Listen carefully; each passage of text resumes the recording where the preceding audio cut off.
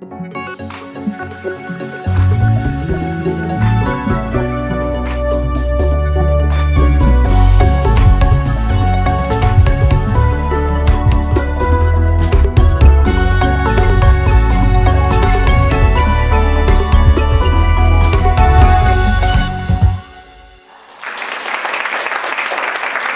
hello everybody and welcome. This is PublicEye. My name is Funmi, and it's a pleasure to spend the next hour with you. Now, today we are going to be talking about oil and Nigeria. It would appear that you cannot talk about Nigeria without talking about oil, because just before independence, Nigeria discovered oil, and everybody celebrated because a young, newly independent post-colonial country now had the resources to develop herself and become one of the most powerful nations in the world. Yay! Did this happen? Well, we're here today. It would appear that soon after that, Nigeria abandoned many of the other resources that could have helped to continue the process of development. Did we also use the oil properly? That's a full conversation to have. A new generation has to answer the question about how will Nigeria truly diversify from oil. There's been a lot of talk about Nigeria diversifying from oil for decades and decades. Right now, 80% of the country's revenue is from oil. Oil itself is becoming slightly obsolete. What will the future hold? This is a country that has resources, agricultural, solid minerals, human, so on and so forth, many of which are still not properly utilized. How do we go from talking about it to actually doing it? Because Nigeria's most pressing challenge for the future is how to pull millions of people out of poverty. I do think that we can do it. Perhaps the generation to do it is now. And so how will that happen? Well, that's what we're going to find out in the next hour. But first, we'll go on this break.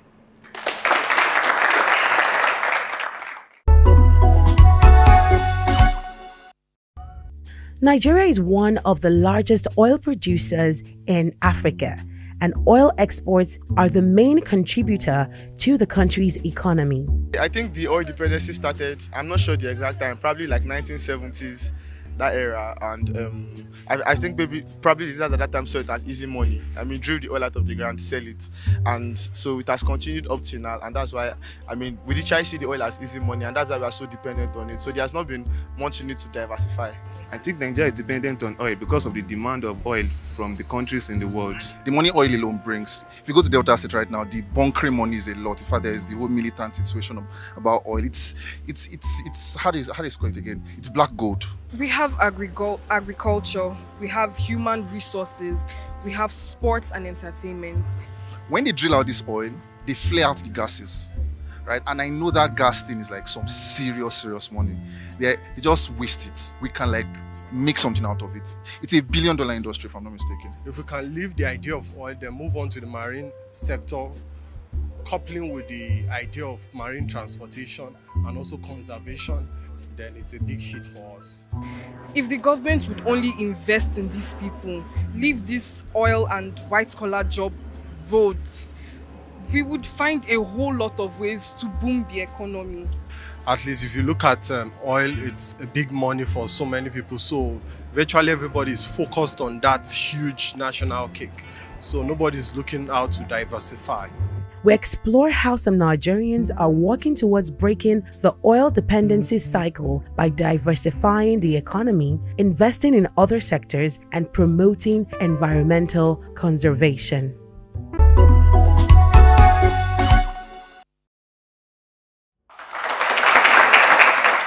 And today we are talking about the twins, Nigeria, oil. Can we actually separate these two or actually make them work better?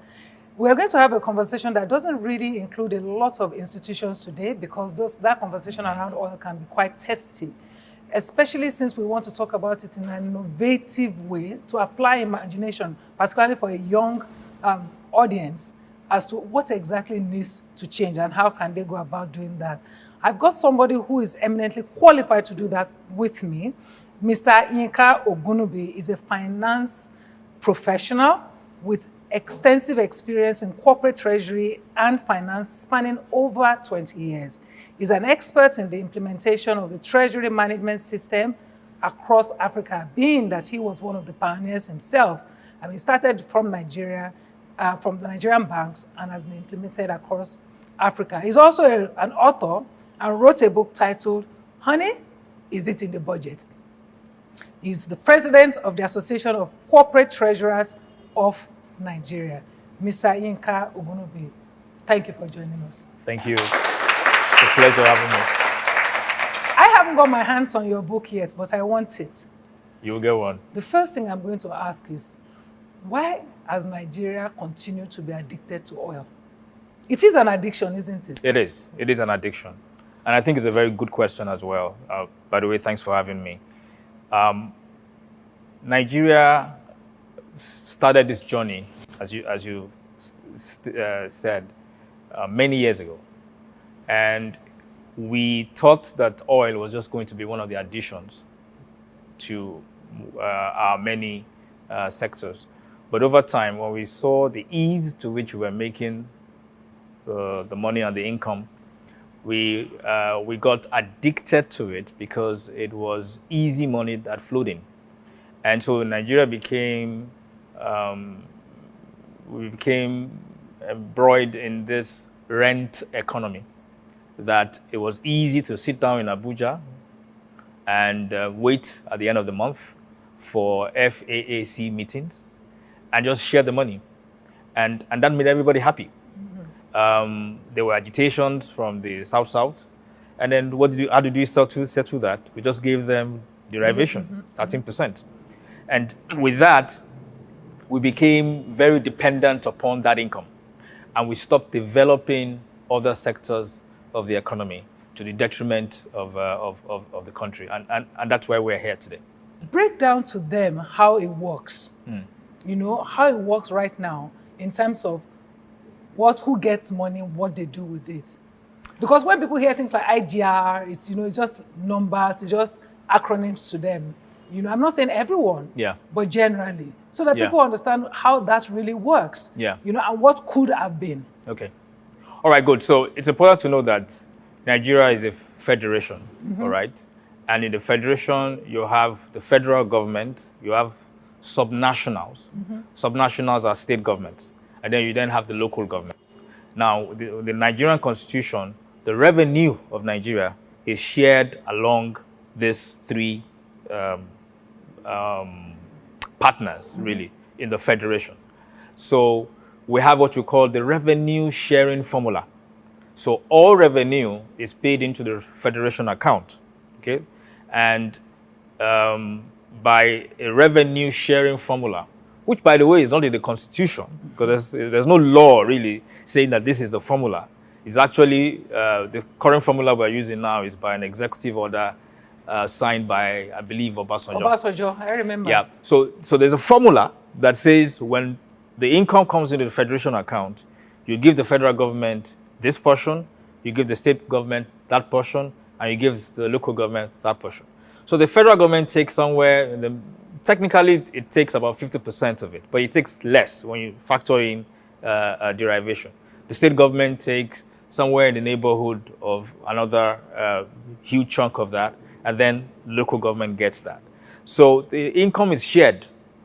So essentially, when you hear that Nigeria made, let me give a figure. Let's say we made 10 trillion naira from taxes. It's not like 10 trillion came to the federal government. The federal government is just going to take about half of that. The rest is going to the states. There are other taxes that the government collects, VAT, for instance. VAT is shared 85% to states and local government. The federal government takes only 15%. So understand that when you hear revenue, it's not everything that is going to the federal government. A large chunk of it is actually going to the states, which is why when we have these conversations about revenue sharing, we should not just focus only on the federal government. We should also look at what the states are doing because they are taking a large chunk of that revenue. Is it that we don't make enough, or that what we make, we don't even apply it properly? It's both. Number one, we don't make enough. Nigeria has a revenue problem, a big revenue problem. And I'll give you figures. Today, the 2023 budget is 21 point something trillion that the federal government says we want to spend, okay, on recurrent expenditure, on capital expenditure, on other things. Now, in that budget, the amount we plan to receive in revenue, to get in revenue from the federal federation account for the federal government is about 10 trillion. All right? So half of the amount we said we're going to spend is actually what we're going to earn in income. So we don't have enough to be able to fund. Spend more than, because it's, I want Yes. to say it in language that people understand. So we want, our budget said we need to spend 21 We need to spend million. 21 Or trillion. 21 trillion. Yes. We can only right now make 10 trillion. 10 trillion, yes. So the shortfall 11 trillion. We borrow. We borrow it. Do you understand? Because that means somebody has to pay it. You guys will pay it. Yeah, it's true. You guys There's will what we pay call it. per capita debt. So for the debt Nigeria owes, and when I say Nigeria owes, I don't mean just the federal government. I mean the state government, the local government as well, is supposed to be paid technically by every citizen of the country. So so essentially, when you divide the debt by the population of Nigeria, the portion, that comes to you is what you owe, technically. So Nigeria plans to earn 10 trillion naira this year, but it plans to spend twice that. So the question is, where is it going to get the money from? It's going to borrow that money.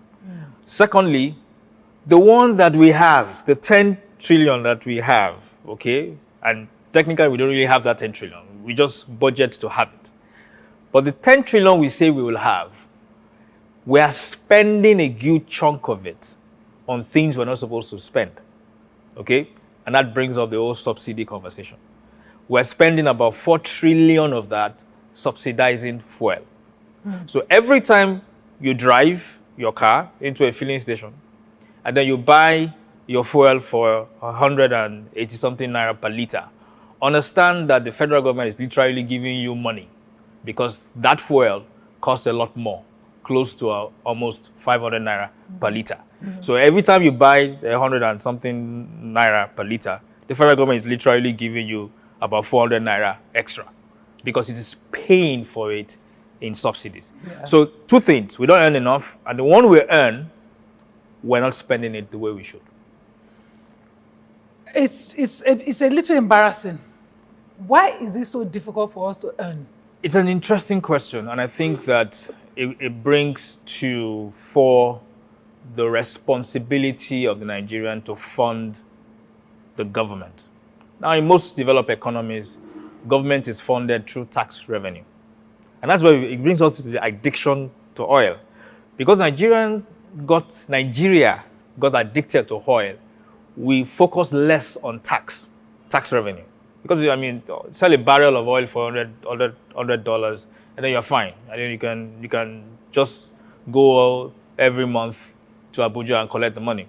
And so we focus less on developing our ability to collect revenue through taxation.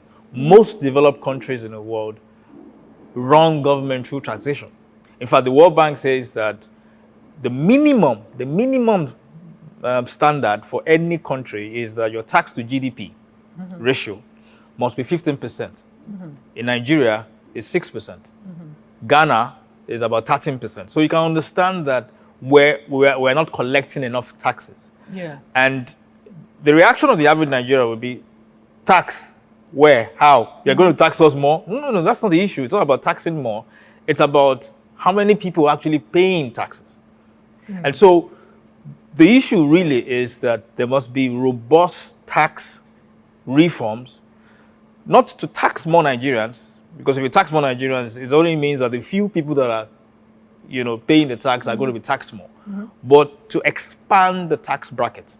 The fact is this: if we are going to run the economy of this country, we need to increase the collection of tax by the FIRS and other institutions. In my own view, to be able to get to that 15% tax to GDP ratio, the FIRS plus Nigerian customs have to rake in something in the neighborhood of 30 trillion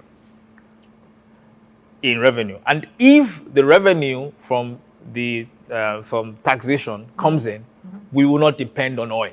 So now the issue is, and it goes back even to the issue around subsidy, as understood first and foremost by maybe like activists, because they do understand that the subsidy itself is fraudulent.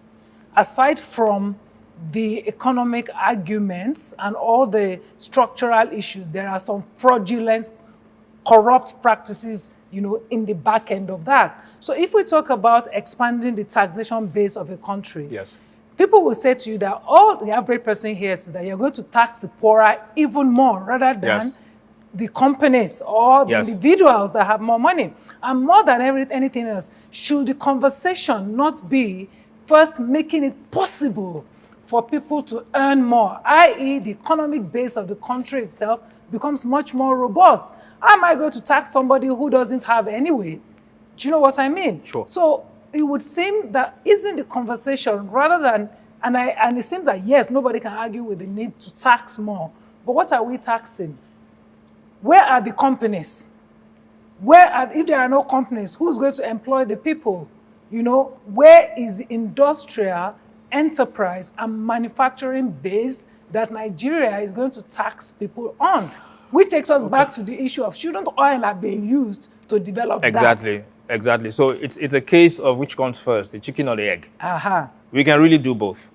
And I want to say that yes, I agree that there are a lot of companies that are struggling, but I can tell you that there are loads of people, loads of companies, loads of businesses in Nigeria today that are making a kill and they are paying zero taxes, because there are landlords in Lagos here who charge their rent in dollars and they pay zero tax, zero personal income tax, and even zero capital gains tax.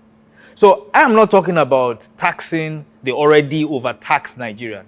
I'm talking about improve the system, formalize the system in such a way to capture those who are not paying their fair share. But my brother, we were getting money before now from oil. 30 trillion we get before, in the days of oil boom and all of that. What thing we take and do? How do we know that this 30 trillion, should it come into these pockets, will not miraculously disappear again? And we still won't have the economic base of infrastructure that people need to be able to earn more. But guess what? There's no more money from oil. Yeah. In the budget of 2023, we plan to get about 1.9 trillion from oil. What we intend to get from other sources of revenue is more. So today, in today's Nigeria's reality, is that we're earning less from oil than we used to. Mm-hmm. And so the reality now is that the Nigerian government needs your money. They need the money. They need money from CIT, company income tax. They need the money from capital gains. They need coming from all these monies they needed. And because we are the ones literally going to supply this money or this income, we have a voice. And with that voice, we can make demands and we can insist that the country be accountable or the government be accountable to us. If you don't pay your taxes, whether it is from a corporate angle or from a personal angle, you really don't have a basis to ask questions. So what I hear you say is that if we were to use the analogy of drug use or drug addiction, is that the drug is run out or almost out. Yes. And it means we are going to hit withdrawal syndrome. Or perhaps we have already hit the withdrawal syndrome. Okay, let's think about that whilst we go on this break.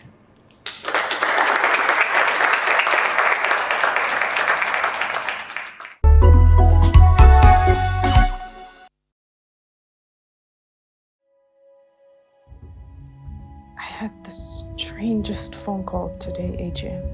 Are you a dirty little secret? This was another lifetime.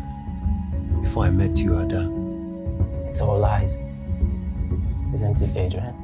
There's some truth in it. If your personal life is affecting your work and your colleagues. If I had told you about my past, you never would have given me a chance. That is not a decision for you to make. It's good you came. You see, the Holy Spirit spoke to me about you. I remember you. We go way back. Why are you doing this to us? I gave you everything. This is a sin. You're a coward. Get out! Sooner or later, something must kill a man.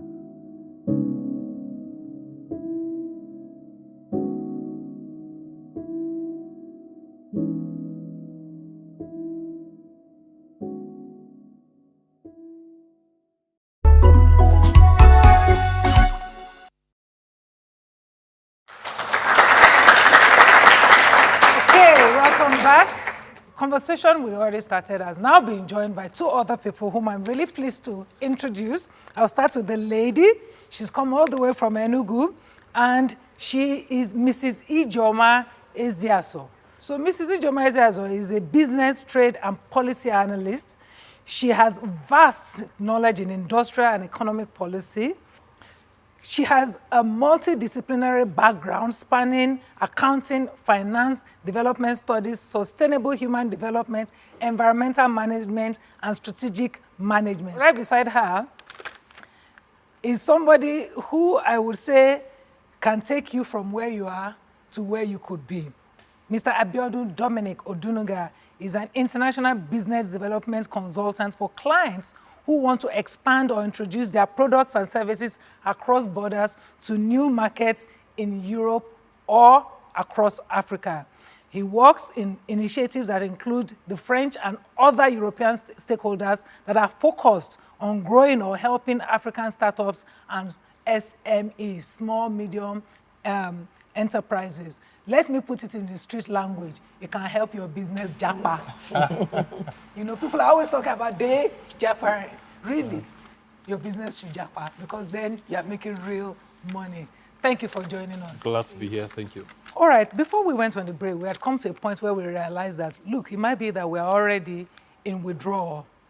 You know, if we're talking about oil as an addiction to Nigeria, we're in withdrawal because of the state of the economy. Let me take it from you, Ijoma. At this point, what can make a difference? In no-nonsense language, in crisis, let's solve the problem we are in mode. What can make a difference? Funmi, first of all, I want to thank you for bringing up this topic now. Actually, you're providing expo for the incoming government. It is no longer business as usual. We have to be strategic. All levels of government, federal, state, local government, the party is over. We should all realize that. There is no parting. In getting out of the mess we are right now, we have to be very, very strategic. We can no longer work in silos. For us to get out of this mess, everybody needs to be in the same room, on the same page.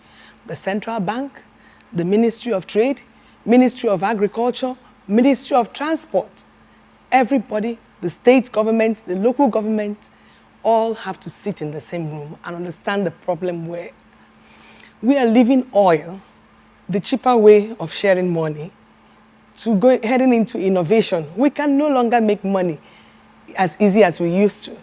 The policy has to be in tandem with our reality.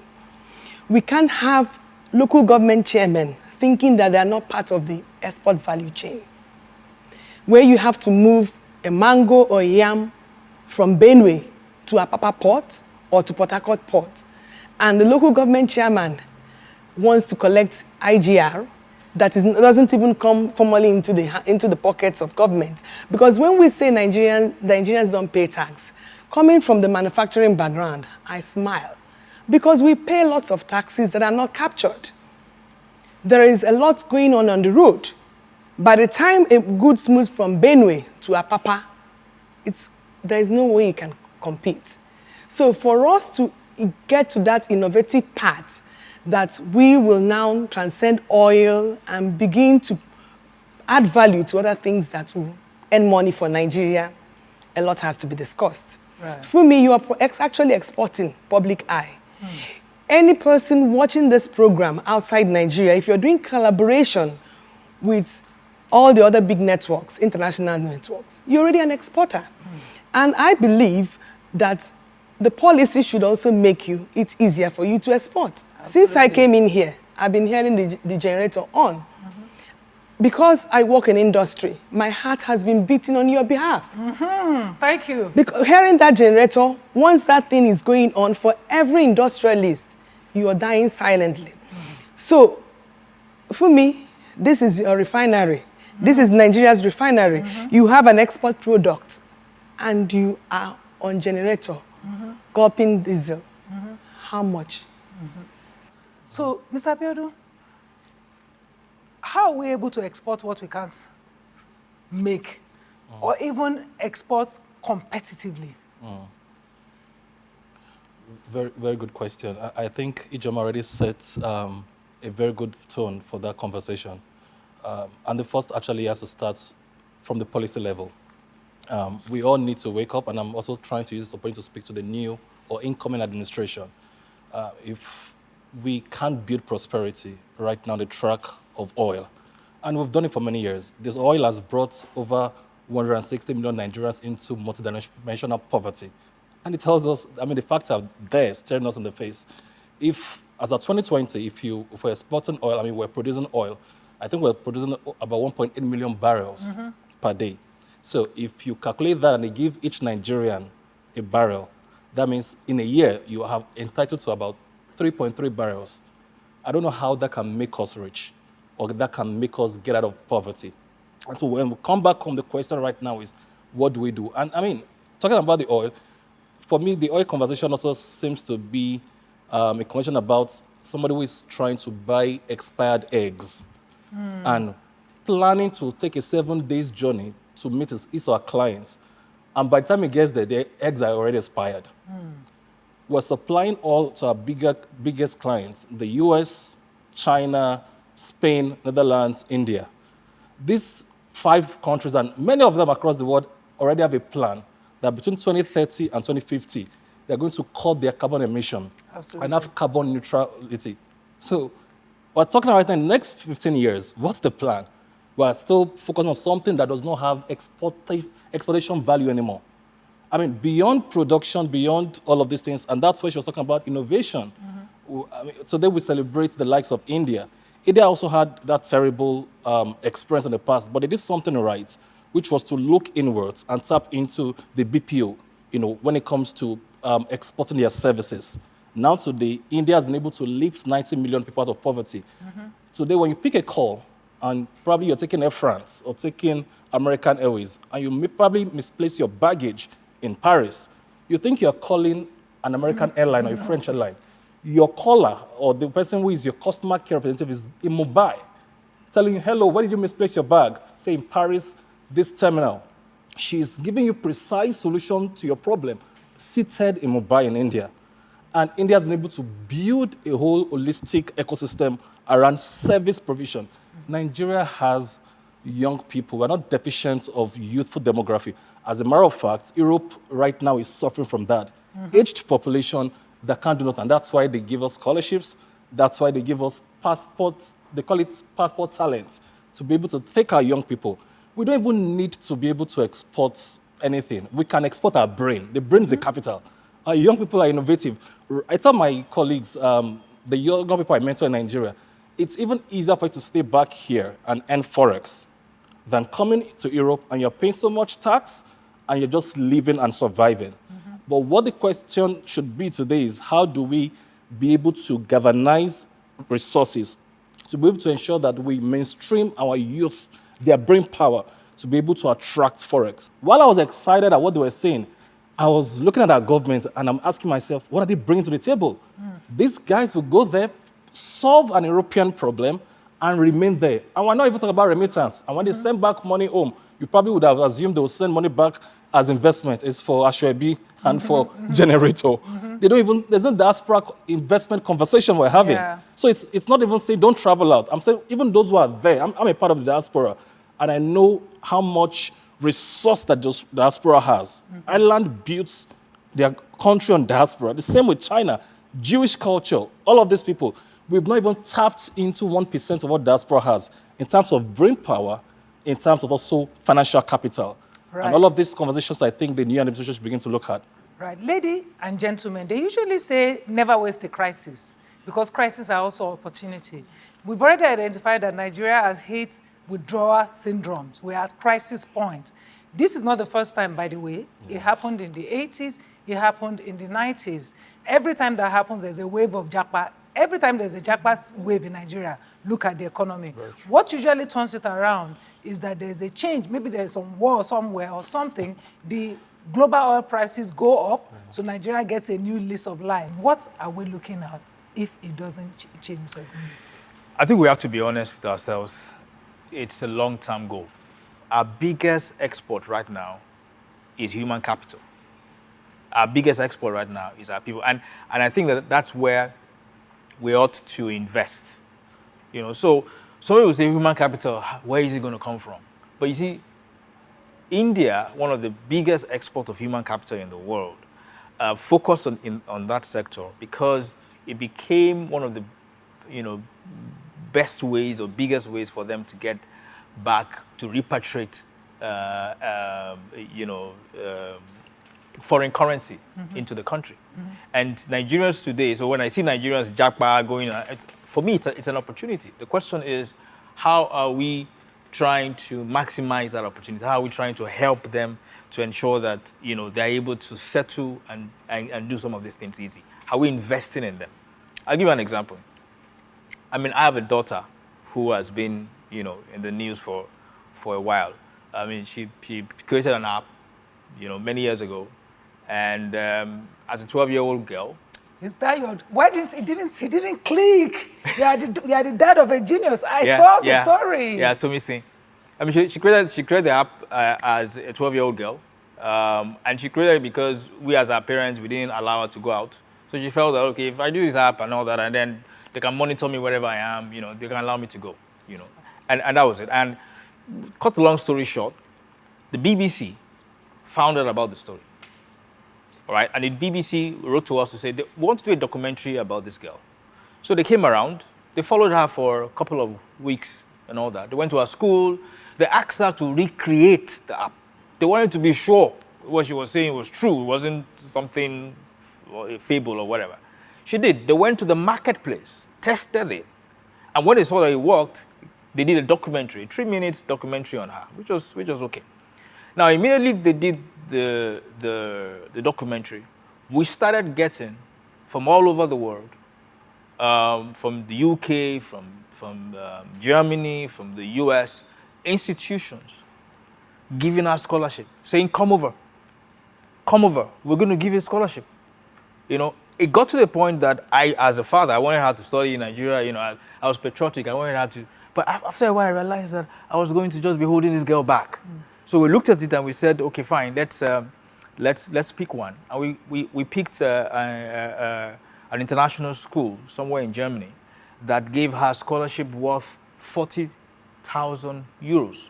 This is a girl that is still in high school, that has not achieved anything, beyond just, And then from there, she got, today she was one of the first recipients of the Eric Smith Rice Award, which basically has given her scholarship through school, but also has decided to say, the day she says, I have an idea, and I want to go into tech or whatever, they have a seed funding of about $5 million waiting for her. That's an investment by people who don't know her. Now, when she was in Nigeria, and I said, look, Tommy Singh, let's have Nigerian institutions. Let's show them what you've done.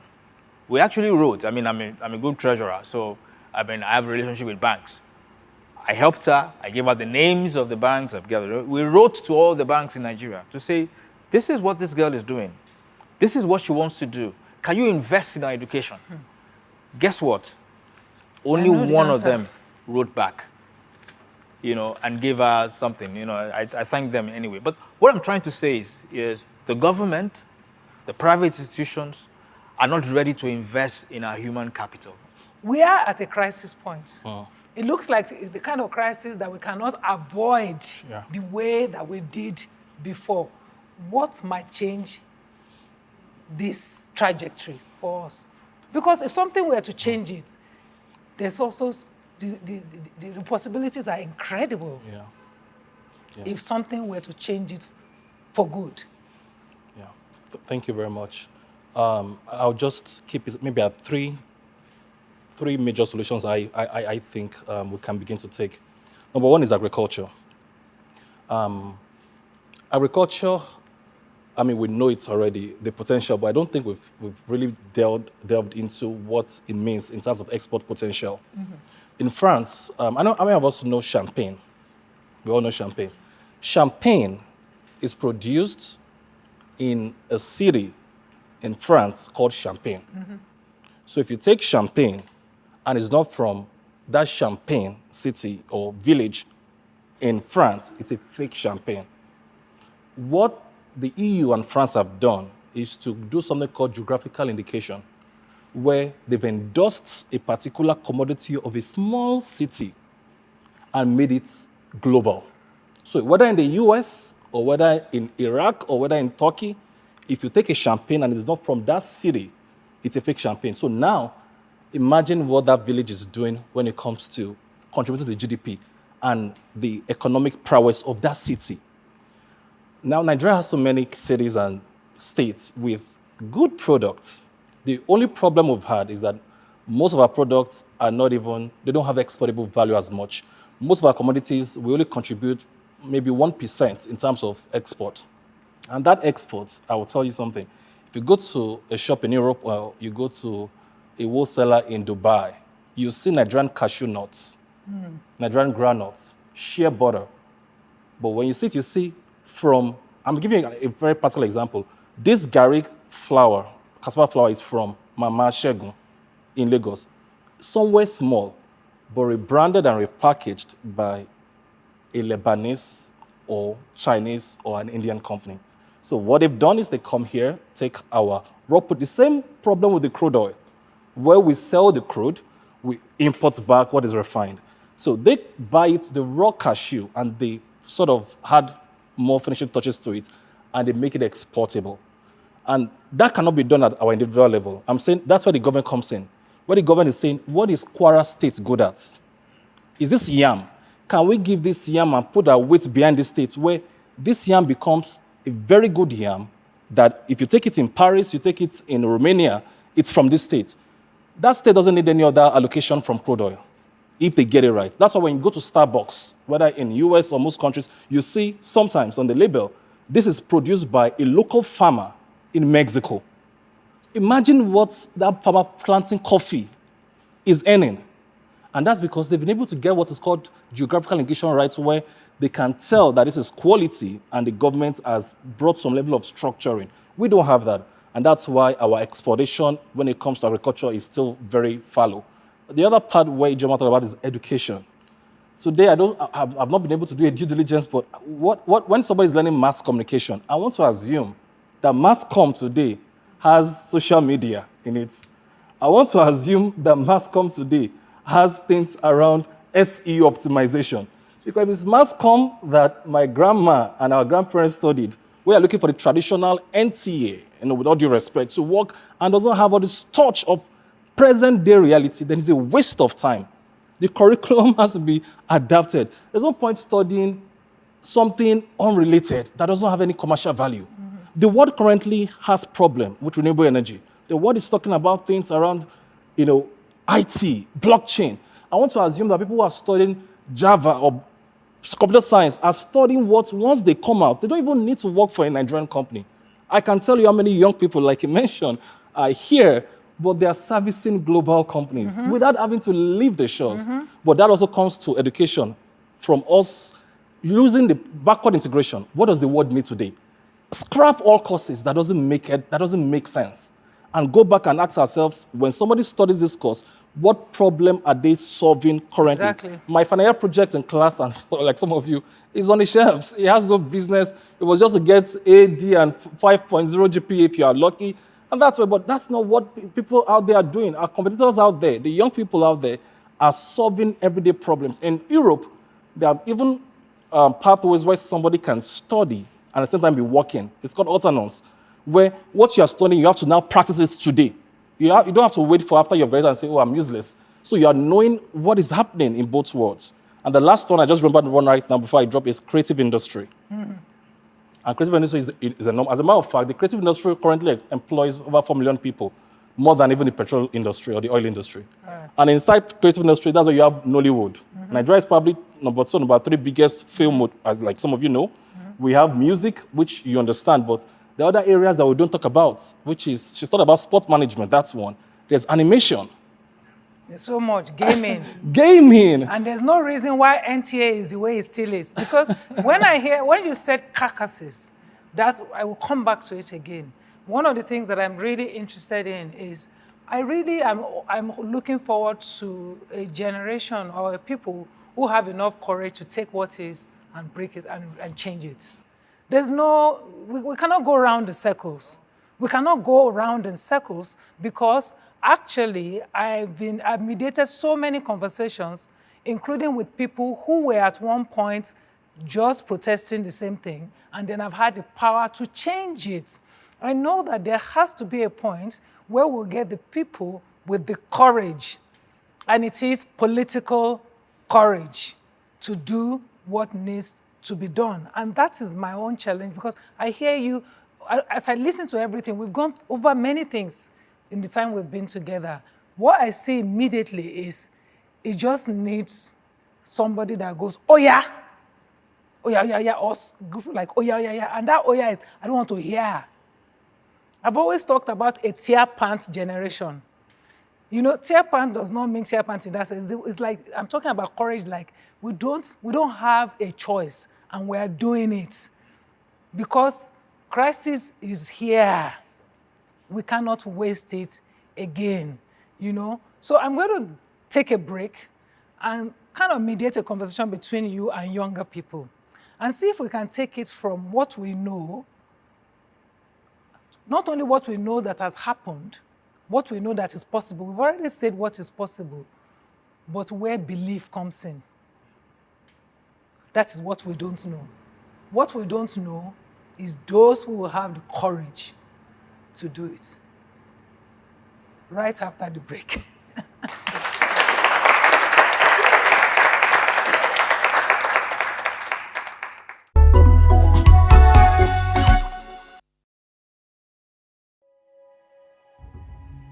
I had the strangest phone call today, Adrian. I knew a dirty little secret. This was another lifetime. Before I met you, Ada. It's all lies. Isn't it, Adrian? There's some truth in it. If your personal life is affecting your work and your colleagues. If I had told you about my past, you never would have given me a chance. That is not a decision for you to make. It's good you came. You see, the Holy Spirit spoke to me about you. I remember you. We go way back. Why are you doing this to us? I gave you everything. This is a sin. You're a coward. Get out! Sooner or later, something must kill a man.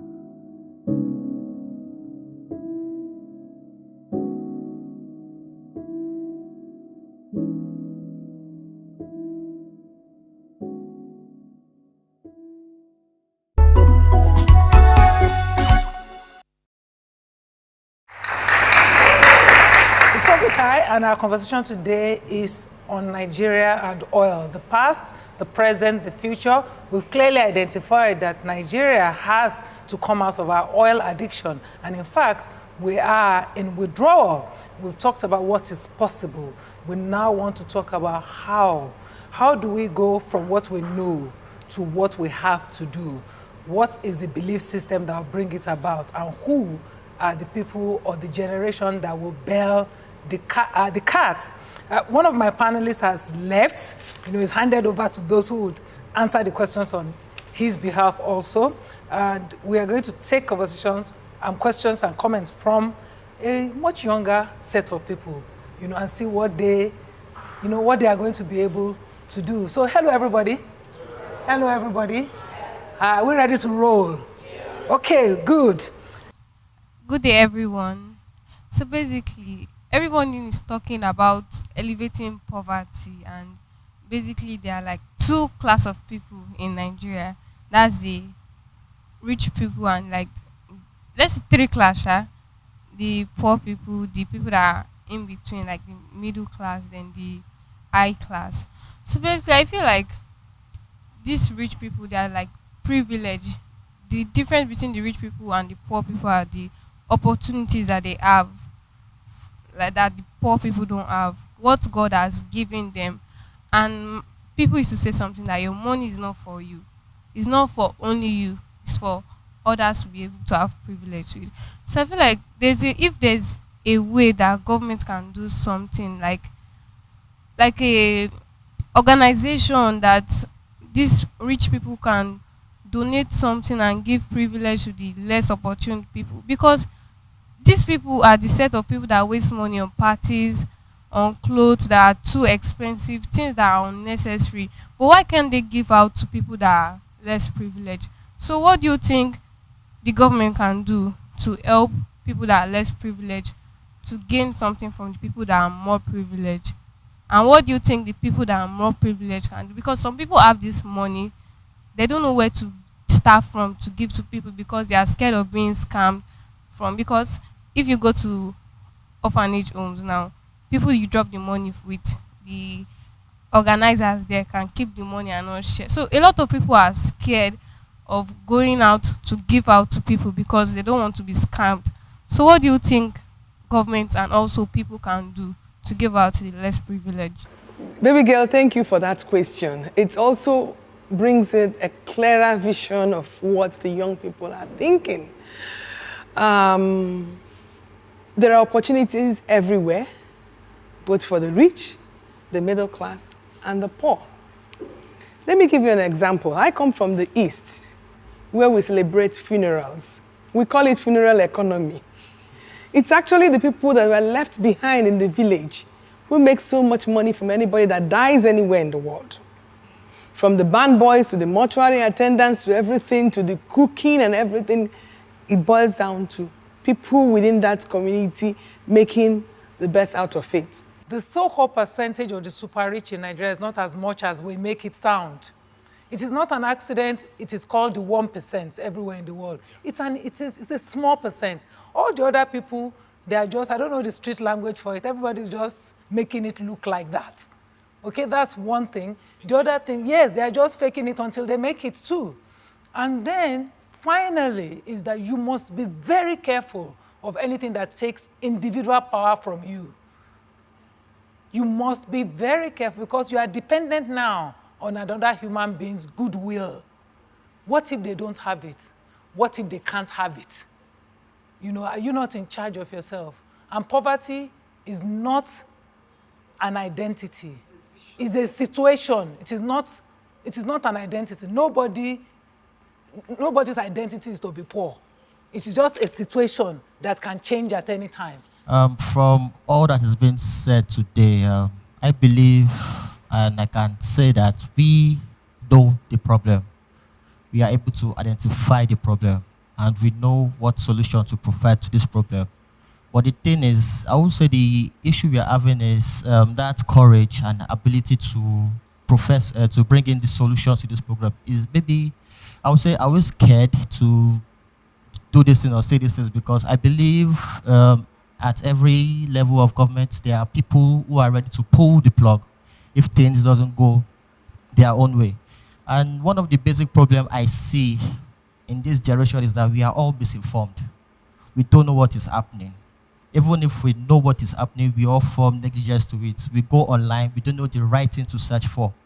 We are all going, if it's not TikTok, if it's not Instagram, we don't know the right no child ought to go into. So, and with that, so many informations and so many things are passing us by the day. So I would like to know, and if there are, how would I say this? I would like to know if there are, can somebody please help me? Yes, no, like if there are like channels that are open to with the young ones to access these information, these grants or something that are open that we can all benefit from. I don't know if there's anything like that from the government. Let me just say something quickly to the young lady. The difference between the rich and the poor is the idea. That's all. Create value, find somebody that will buy it, you've exchanged it for money. I'll give you an example. Ikorodu boys. Who has heard about them? Everyone. Ikorodu boys. I mean, boys in the slum, they are internationally global. Why? By mimicking what they see on TV. So you can create value, create content, and then monetize it. It's easy. It's not a problem. So let me speak to the question about, I think the question that the young guy asked about amending the law. So that young people. The first thing is, have we even maximized the law itself, the not too young to run law? All right. If you look at the current, the last election, one of the questions I posed to so my friends in Yaga, that's their name, is that have we made progress? How many young people actually took advantage of that opportunity? At the level to which the law is, the age bracket is right now. We're not even taking advantage of that. We want to lower the threshold so that the younger people will come. It's not about how young you are that makes governance better. It's really about how prepared you are for that task. And that's why I will go into the next, the gentleman's question. The first thing we need to do is educate ourselves. And one of the biggest challenges I have with young people in Nigeria today is that we're not educated. We're educated academically, but we're not educated about governance. And so when you hear it a lot in how we talk about governance, that we don't even know about the things like what's on the concurrent list. If I ask you what's on the concurrent list of the National Assembly, you don't know what's on the exclusive list. And if you don't know, I was talking, who was I talking about? It was you. We're talking about the Business Facilitation Act that was signed into law just this February during the election campaign. The Business Facilitation Act is a signed law that allows for businesses, importers, exporters, anybody that wants to do business to have a single window of documentation regarding their business. It's supposed to make everything simple. Well, talking about time, we have come to the end of the show. I know that it's very important, the issue about embezzlement and scam and all of that, but one of the things I've said that I would like to repeat here is that it is possible for innovation to outrun corruption, of course. And if you don't gun for that, you might not succeed, ever. Once upon a time, armed robbery was much more prevalent. Armed robbery is not it's not because people don't want to do armed robbery. Why are you going to bother with armed robbery now? Because it has become a bit obsolete in some places. You're not going to get anything in anybody's house. Because technology, opportunities, all kinds of things, it's not like it's not happening, but it doesn't happen as much as it should. It is possible that so many of the things we take for granted that people are doing now, it will become low value.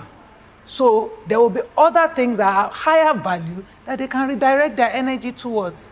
For me, part of the challenge to a new set of leadership is how innovation can outrun corruption. Because I'm not really a believer in people acting in their own best interest. Always. Sometimes people do things because it is the best, it is the wisest thing to do at that time. Let me rephrase it. I don't think people will always say, let's depend on people's goodwill, that's it, or sense. Let us encourage people, let the right thing become the better thing to do in that way. I don't know if I made any sense, but that's where I'm going to leave it. I thank you all for being so engaged. I wish you all well. I'm always praying for a generation, ahead of us or in front of us, next to us, to do those things that we couldn't even do. Thank you very much, Nka.